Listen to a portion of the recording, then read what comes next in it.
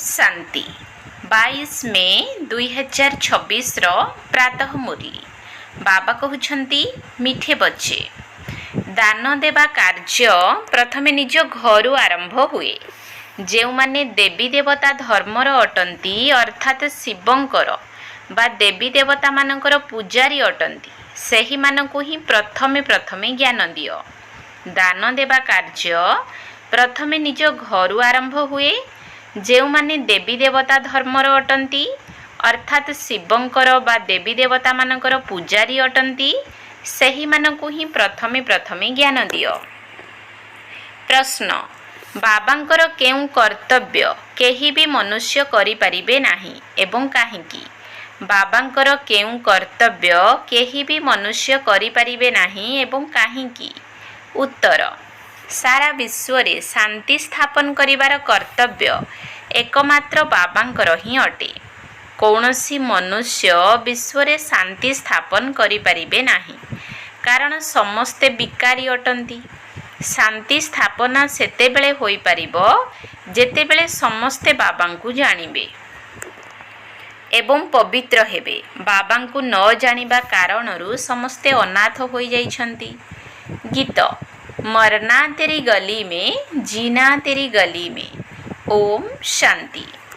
ओम शांतिर अर्थ मध्य घड़ी को घड़ी बताइबा को पड़िबो कारण ओम शांतिर अर्थ केही जानि नाहंती। जेपरि घड़ी को घड़ी कहिबा को पड़ुछि मनमना भव अर्थात बेहद्र बाबांकु मने पकाओ। ओम र अर्थ भगवान बोली कहि देउछंती। बाबा कहउछंती ओम अर्थात मु आत्मा एहा मोर शरीर। परमपिता परमात्मा मध्य कहउछंती ओम मो मध्य आत्मा परम धाम रे रहुछि। तुमे आत्मा माने जन्म मृत्युर चक्र रे आसुछ मु आसु नाही। हाँ मु निश्चित साकार रे आसुछि तुम मानकु सृष्टिर आदि मध्य अंतर सारांश बुझाइबा पाई। अन्य केही एहा बुझाई पारिबे नाही। जदि निश्चय हेउ नाही तेबे सारा दुनिया रे खोजिबा दरकार जे अन्य केही अछंती जे कि निजर एवं सृष्टिर आदि मध्य अंतर ज्ञान देउछंती। परमपिता परमात्मा को व्यतीत अन्य केही सृष्टिर आदि मध्य अंतर रहस्य बताई पारिबे नाही। केही राजयोग सिखाई पारिबे नाही। पतित मानकु पावन करि पारिबे नाही। जो माने देवी देवता मानक पूजारी अटंती प्रथमे सेमानकु बुझाइबाकु चेष्टा कर। आदि सनातन देवी देवता धर्मर आत्मा माने ही पूरा 84 जन्म नेइछंती। से माने भल भाबरे बुझी पारिबे। परे जे माने आसुछंती से माने 84 जन्म नेबे नाही। एहा सेही माने सुनिबे जे कि देवता मानकर पूजारी होइथिबे एवं गीता पढुथिबे। गीतारे केवल यही भूल करि देइछंती जे भगवान को बदल रे श्री कृष्णकर नाम रखि देइछंती। तेबे गीता पाठी मानको बुझाइबा दरकार पचारिबा दरकार परमपिता परमात्मा शिवंक सह आपणकर संबंध कोन? तांकु तो भगवान कुहा जीव। श्री कृष्ण तो दैवी गुणधारी तांकर दैवी राजधानी थिला। सेठारे समस्ते दैवी गुण युक्त देवता थिले। एबे सेही माने ही पूज्यरु पूजारी होई जाइछंती। सेथिपाई चेष्टा करी प्रथमे आदि सनातन देवी देवता धर्मर आत्मा मानकु उठाइबा दरकार। दान देवा कार्य प्रथमे निज घरु आरंभ हुए। जेउ माने शिवंक पूजारी सेमानकु मध्य बुझाइबा दरकार। शिव निश्चित आसंती सेथिपाई तो तांकर जयंती पालन करूछंती। सी परमपिता परमात्मा अटंती निश्चित आसी राजयोग शिखाउथिबे। अन्य कोनोसी मनुष्य राजयोग शिखाई परिबे नाही। श्रीकृष्ण को बा ब्रह्मा को भगवान कुहाजिब नाही। समस्तंकर सद्गति दाता एकमात्र बाबा ही अटंती। से ज्ञानर सागर हेबा कारणरू समस्तंकर शिक्षक मध्य अटंती। सृष्टिर आदि मध्य अंतर इतिहास भूगोल अन्य केही जानी नाहंती। बाबा कहउछंती मते ज्ञानर सागर चैतन्य बीज रूप मध्य कुहा जाए।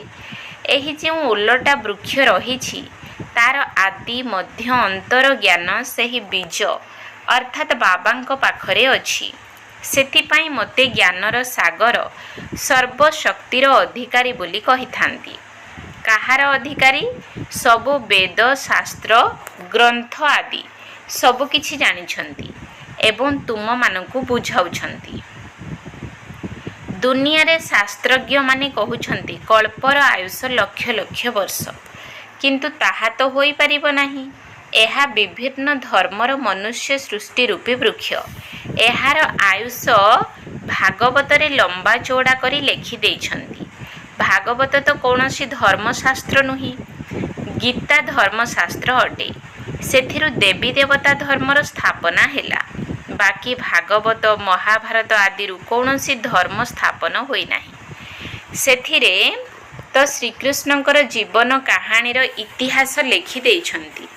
ବାବା ବୁଝାଉଛନ୍ତି, ପିଲାମାନେ ତୁମେ ଦେବୀ ଦେବତା ଧର୍ମର ଆତ୍ମାଙ୍କୁ ବୁଝାଅ ଯେ ତୁମେମାନେ 84 ଜନ୍ମ ନେଇଛ। ସତ୍ୟ ଯୁଗରେ କେବଳ ଭାରତ ହିଁ ଥିଲା, ଅନ୍ୟ କୌଣସି ଧର୍ମ ନଥିଲା। ଭାରତ ହିଁ ସ୍ୱର୍ଗ ଥିଲା। ଭାରତ ହିଁ ସର୍ବୋଚ୍ଚ ବୋଲି ଗାୟନ ହେଉଛି ଏବଂ ଏହା ପରମପିତା ପରମାତ୍ମା ଶିବଙ୍କର ଜନ୍ମସ୍ଥାନ ଅଟେ, ଯିଏକି ଆସି ପତିତମାନଙ୍କୁ ପାବନ କରୁଛନ୍ତି। ଶିବଙ୍କର ପୂଜା ମଧ୍ୟ ଏହିଠାରେ ହେଉଛି। ଏଠାରେ ଜୟନ୍ତୀ ମଧ୍ୟ ପାଳନ କରାଯାଉଛି। ନିଶ୍ଚିତ ସେ ପତିତ ଦୁନିଆକୁ ହିଁ ଆସିଥିବେ। ସମସ୍ତେ ଡାକୁଛନ୍ତି, ହେ ପତିତ ପାବନ ଆସ। ଭାରତ ପାବନ ଥିଲା, ପୁଣି 84 ଜନ୍ମର ଚକ୍ର ପୂର୍ଣ୍ଣ ହୋଇଛି। ଯେଉଁମାନେ ପାବନ ସ୍ୱର୍ଗବାସୀ ଥିଲେ, ଏବେ ସେହିମାନେ ନର୍କବାସୀ ପତିତ ହୋଇଯାଇଛନ୍ତି। ଶିବ ବାବା ପାବନ କରୁଛନ୍ତି, ରାବଣ ପତିତ କରିଦେଇଛି। ବର୍ତ୍ତମାନ ରାବଣ ରାଜ୍ୟ ଚାଲିଛି। ପ୍ରତ୍ୟେକ ନର ନାରୀଙ୍କ ଭିତରେ 5 ବିକାର ଭରି ହୋଇ ରହିଛି। ସତ୍ୟ ଯୁଗରେ କୌଣସି ବିକାର ନଥିଲା, ସମସ୍ତେ ନିର୍ବିକାରୀ ଥିଲେ। ଏବେ ପତିତ ହୋଇଯାଇଛନ୍ତି, ସେଥିପାଇଁ ତ ଡାକୁଛନ୍ତି, ବାବା ଆସ, ଆସି ଆମକୁ ପୁଣି ଥରେ ପାବନ କର। ସତ୍ୟ ଯୁଗରେ ଆମେ ହିଁ ପାବନ ଥିଲୁ। 21 ଜନ୍ମ ରାମ ରାଜ୍ୟରେ ଥିଲୁ। ଏବେ ରାବଣ ରାଜ୍ୟ ଚାଲିଛି, ସମସ୍ତେ ବିକାରୀ ହୋଇଯାଇଛନ୍ତି। ବାବା କହୁଛନ୍ତି, କାମ ବିକାର ମହାଶତ୍ରୁ ଅଟେ। ଏହା ତୁମକୁ ଆଦି ମଧ୍ୟ ଅନ୍ତ ଦୁଃଖ ଦେଉଛି। ଏବେ ଏହା ଉପରେ ବିଜୟ ପ୍ରାପ୍ତ କରି ପାବନ ହୁଅ। ତୁମେ ଜନ୍ମ ଜନ୍ମାନ୍ତର ପାପ କରି ଆସିଛ। ବର୍ତ୍ତମାନ ସବୁଠାରୁ ଅଧିକ ତମ ପ୍ରଧାନ ହୋଇଯାଇଛ। ଦ୍ୱାପର ଯୁଗରୁ ହିଁ ଆତ୍ମାରେ ଖାଦ ମିଶି ମିଶି ଆସିଛି।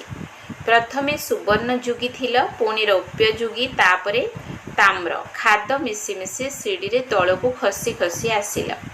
ଏହା ଭାରତର ହିଁ କଥା। ସତ୍ୟ ଯୁଗରେ 8 ଜନ୍ମ, ତ୍ରେତା ଯୁଗରେ 12 ଜନ୍ମ, ତାପରେ ସେହି ଭାରତବାସୀ ଚନ୍ଦ୍ରବଂଶୀ ବୈଶ୍ୟବଂଶୀ ହୁଅନ୍ତି। ଆତ୍ମା ଅପବିତ୍ର ହୋଇଯାଏ। ବାବା କହୁଛନ୍ତି, ମୁଁ ଆସି କଳ୍ପ କଳ୍ପ ଭାରତକୁ ସ୍ୱର୍ଗ କରୁଛି, ରାବଣ ପୁଣି ନର୍କ କରିଦେଉଛି। ଏହି ଡ୍ରାମା ପୂର୍ବ ନିର୍ମିତ ଅଟେ। ବାବା ବୁଝାଉଛନ୍ତି, ଜ୍ଞାନର ସାଗର ତ ଶିବ ବାବା ଅଟନ୍ତି ନା। ସର୍ବୋଚ୍ଚ ଶିବ ବାବା ହେଉଛନ୍ତି ସମସ୍ତଙ୍କର ପୂଜ୍ୟ। ପ୍ରଥମେ ପ୍ରଥମେ ତାଙ୍କର ହିଁ ପୂଜା ହୋଇଥାଏ। ସିଏ ହେଉଛନ୍ତି ବେହଦ୍ର ବାବା।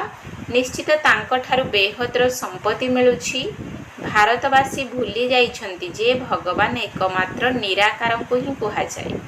ତାଙ୍କୁ ମନୁଷ୍ୟମାନେ ମନେ ପକାଉଛନ୍ତି। ଏପରି ନୁହେଁ ଯେ ସମସ୍ତେ ଭଗବାନ ହିଁ ଭଗବାନ ଅଟନ୍ତି। ଗୋଟିଏ ପଟେ ଭଗବାନଙ୍କୁ ମନେ ପକାଉଛନ୍ତି, ଅନ୍ୟପଟେ ତାଙ୍କର ଗ୍ଲାନି ମଧ୍ୟ କରୁଛନ୍ତି। ଗୋଟିଏ ପଟେ କହୁଛନ୍ତି ସର୍ବବ୍ୟାପୀ ଅଟନ୍ତି, ଅନ୍ୟପଟେ କହୁଛନ୍ତି ପତିତ ପାବନ ଆସ।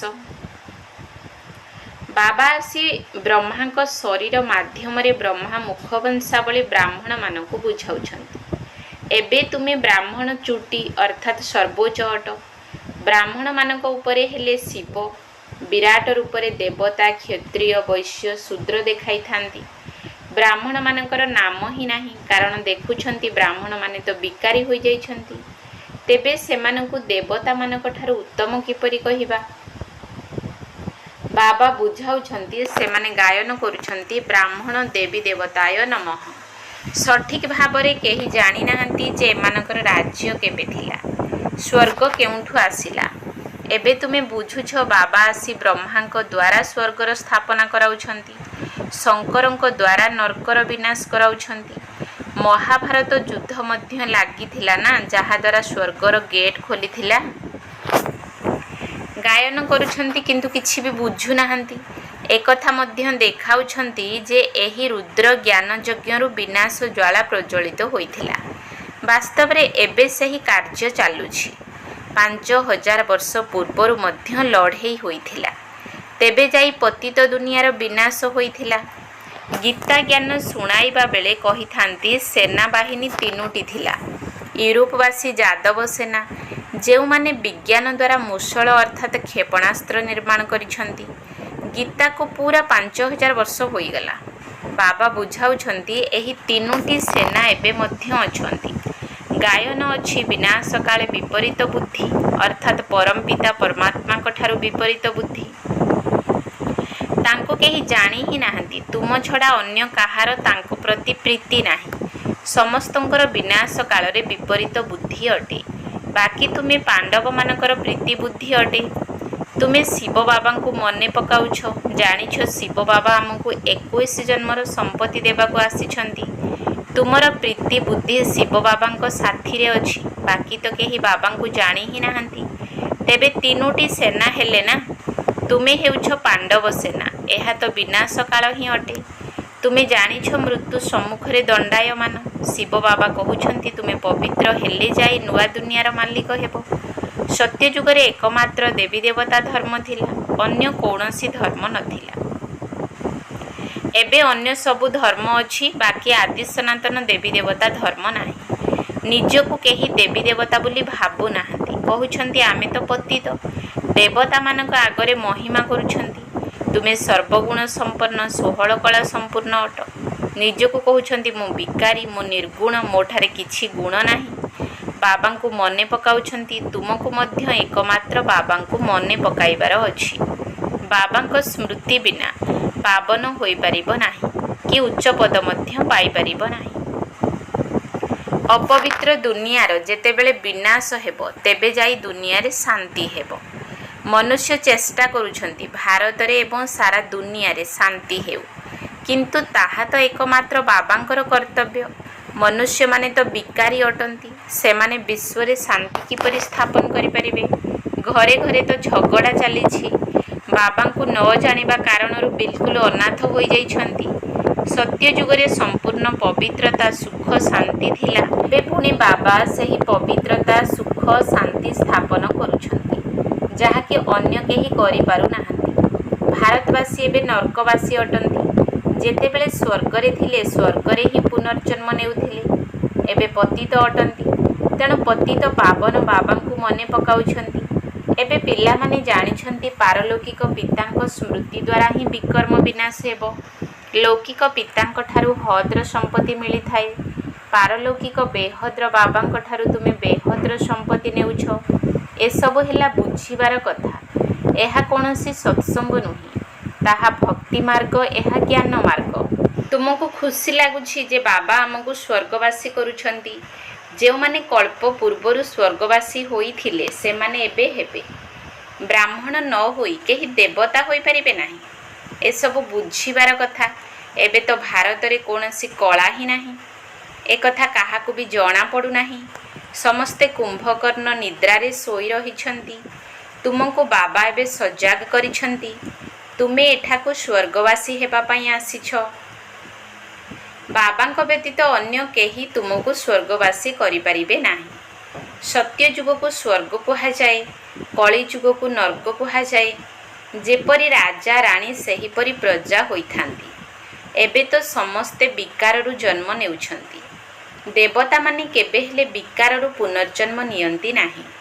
पिला माने वर्तमान बाबांक सहित पवित्र होई रहिबार प्रतिज्ञा करूछंती। किंतु चालू चालू हारी जाउछंती। तेणु करिथिबा रोजगार सब समाप्त होई जाउछि। बहुत जोर रे आघात मध्य लागि थाए। आश्चर्य भावरे सुनंती अन्य को कुहंती तापरे निजे हाथ छाड़ी चली जाती। जदिओ साक्षात्कार करती किंतु साक्षात्कार रे माया बहुत प्रवेश करि थाए। जेपरि रेडियो रे कौनसी कथा काहाकु सुनाई न देबा पाई मझिरे गड़बड़ करि देई थांती। एठारे मध्य सेहीपरि होई थाए। जोगरे माया विघ्न पकाई थाए। सारा परिश्रम जोग करिबारे ही होई थाए। भारतर प्राचीन जोगर गायन रहिछि। अच्छा मीठा मीठा शिकिल दे संतान मानक प्रति माता पिता बाप दादांकर मधुर स्नेह संपन्न शुभेच्छा एवं सुप्रभात। आत्मिक पितांकर आत्मिक संतान मानकु नमस्ते। आत्मिक संतान मानकर आत्मिक बाप दादांकु नमस्ते नमस्ते नमस्ते सुप्रभात। धारणा पाई मुख्य सार 1 नंबर पॉइंट, एकमात्र बाबांक सहित आंतरिक स्नेह रखी सच्चा सच्चा पांडव हेबार अछि। मृत्यु सम्मुखरे उपस्थित, सेथिपाई एबे पवित्र होई पवित्र दुनियार मालिक हेबार अछि। एकमात्र बाबांक सहित आंतरिक स्नेह रखी सच्चा सच्चा पांडव हेबार अछि। मृत्यु सम्मुखरे उपस्थित, सेथिपाई एबे पवित्र होई पवित्र दुनियार मालिक हेबार अछि। 2 नंबर पॉइंट, काम महाशत्रु अटे, जे कि आदि मध्य अंत दुख देइथाय। ताहा उपरे विजय प्राप्त करी पवित्र हेबाकु पड़िबो। जोग बल द्वारा विकारर खाद को बाहर करी आत्मा को सुवर्ण जोगी करिबाकु हेबो। काम महाशत्रु अटे, जे कि आदि मध्य अंत दुख देइथाय। ताहा उपरे विजय प्राप्त करी पवित्र हेबाकु पड़िबो। जोग बल द्वारा विकारर खाद को बाहर करी आत्मा को सुवर्ण जोगी करिबाकु हेबो। वरदान, मरजीवा जन्मर स्मृति द्वारा कर्म बंधन को कर्म संबंध रे परिवर्तन करुथिबा परोपकारी भव। मरजीवा जन्मर स्मृति द्वारा कर्म बंधन को कर्म संबंध रे परिवर्तन करुथिबा परोपकारी भव। लौकिक कर्म बंधनर संबंध एबे मरजीवा जन्म कारणरू श्रीमत आधार रे सेवार संबंधर आधार होई जाइछि। एबे आउ कर्म बंधन नुहे सेवार संबंध पालटी जाइछि। तेबे सेवार संबंध भितरे जदि भिन्न भिन्न संस्कार रे आत्मा मानकर ज्ञान को धारण करी चलिबो, तेबे बंधन द्वारा व्यतिव्यस्त हेब नाही, किंतु अतिशय पापात्मा अपकारी आत्मा को प्रति घृणा परिवर्ते दयाशील होई कल्याणर भावना रखी सेवार संबंध मने करी जदि सेवा करिबो, तेबे नामी ग्रामी विश्व कल्याणकारी बा परोपकारी रूपरे तुमर गायन हेबो। स्लोगान, समय बा परिस्थिति अनुसार जदि वैराग्य आसुछि, तेबे एहा मध्य अल्प कालर वैराग्य अटे। तेणु सदा कालर वैरागी हुओ। समय बा परिस्थिति अनुसार जदि वैराग्य आसुछि, तेबे एहा मध्य अल्प कालर वैराग्य अटे। तेणु सदा कालर वैरागी हुओ। अव्यक्त इशारा, सर्वदा अचल अटल एवं एकरस स्थितिर अनुभव कर। जे कोनोसी प्रकारर विघ्न बा समस्या अथवा मायार आक्रमण नुहे बरं खेल भली अनुभव हेउ। कारण खेल मने करिबा द्वारा ताकू खुशी खुशी रे अतिक्रम करि परिबो एवं अवस्था मध्य एकरस रहिबो। किंतु एहाकू जदि मायार आक्रमण मने करिबो, तेबे विचलित मध्य हेबो एवं हलचल रे मध्य आसीजिबो। तेणु मायार काम हेला आसीबा एवं तुमर काम हेला ता उपरे विजयी हेबा। ओम शांति।